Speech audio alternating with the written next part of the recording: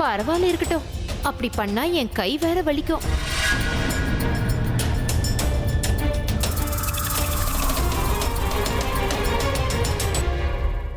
என்ன படியிலே நின்னு முறைச்சு பாக்குற? நீ இந்த வீட்டு விட்டு போக வேண்டிய டைம் வந்துருச்சு, கிளம்பல? உன் மூட்டை முடிச்சுல எங்க? வரும்போது எடுத்துட்டு வர மாட்டியா? நான் என்ன உன் வீட்டு வேலைக்காரியா? நான் போய் அதை எடுத்துட்டு வரணுமா? இல்ல, நான் அப்படி சொல்லல. நான் போய் உன்னை அப்படி கேட்பேனா? ஆலியா தான் கேட்க சொன்னா, அதான் கேட்டேன்.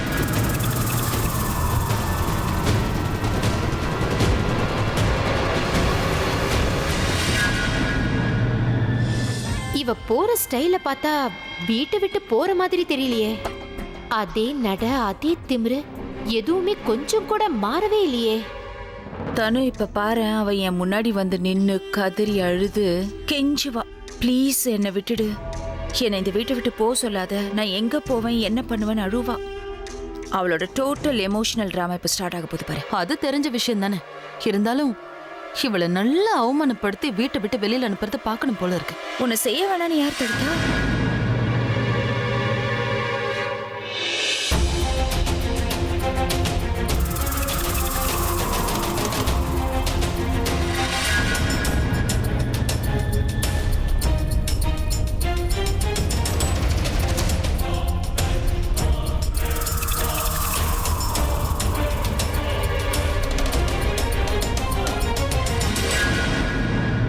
How dare you? எவ்வளவு தைரியம் இருந்தா இப்படி என் முன்னாடி வந்து திமிரா உட்காருவேன்? இன்னைக்கு காலையில 10 மணிக்குள்ள நீ இந்த வீட்டை விட்டு வெளியில போகணும்னு உனக்கு டைம் கொடுத்தனா இல்லையா? மரியாதையா எந்திரி. உன் மூட்டை முடிச்செல்லாம் கட்டிட்டு முதல்ல இந்த வீட்டை விட்டு வெளியில போ. போகலனா என்ன பண்ண? நீயா இந்த வீட்டை விட்டு வெளியில போல உன் கழுத்தை பிடிச்சி நானே வெளியில தள்ளுவேன். எங்க பண்ணு பாக்கலாம்? ராஜண்ணா, ஆகாஷ், ராபின்,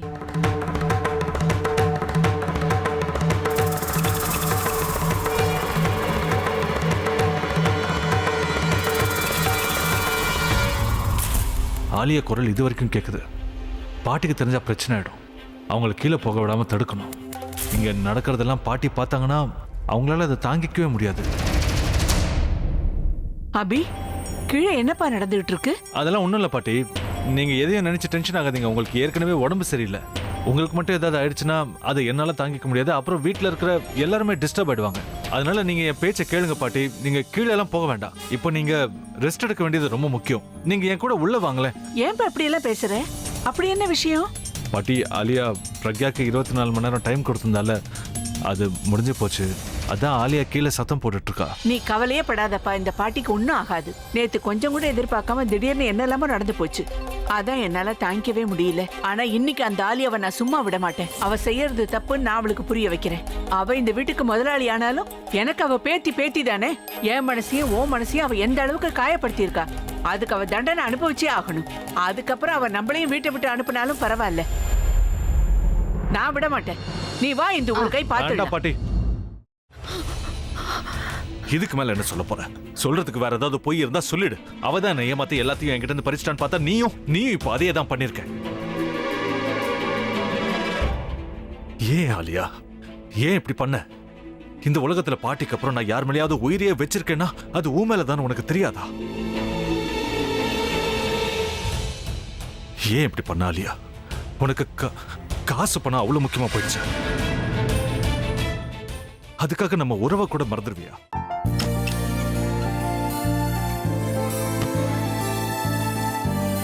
சக்தி ஒரு நிமிஷம்.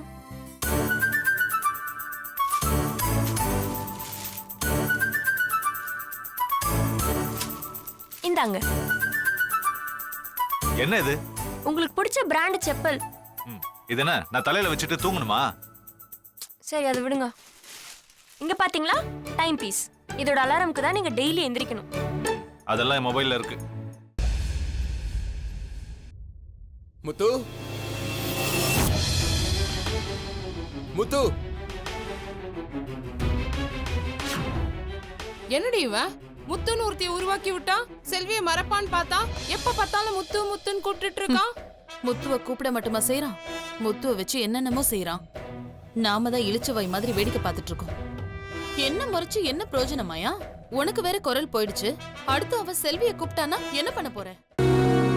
உன்னுடைய விருப்பப்படியே நீ ராமநாத வீட்டு மருமகளா வாழ போற. கண்டிப்பா என்னுடைய ஸ்தானத்திலிருந்து அவன் உன்னை நல்லா பாத்துக்குவான் அம்மா. டேய், அவரை பத்தி தான் உனக்கு தெரியும்ல. அவர் எந்த முடிவு எடுத்தாலும் அதான் ஃபைனல். நம்ம அப்பா வேணுமா வேணாமாங்கிறத நீயே முடிவு பண்ணிக்கோ. வாடா.